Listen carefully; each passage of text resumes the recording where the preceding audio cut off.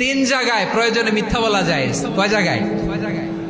মিথ্যা বলতে তাওরিয়া, মানে কথা একটু ঘুরিয়ে বলবেন। এক নাম্বার, আপনার ওয়াইফকে খুশি করার জন্য, সে একটু এরকম না বলে একটু কৌশল করে বললে খুশি হবে, ওটা বলা যায়।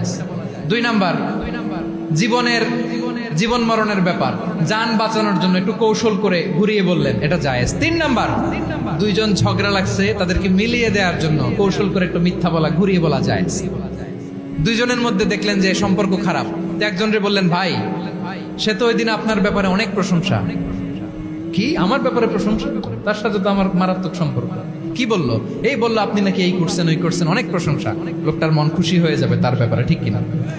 আবার তার সাথে যার ঝগড়া, ওরে যে বলুন, ভাই ওই দিন তো সে আপনার অনেক অ্যাপ্রিসিয়েশন করলো, অনেক।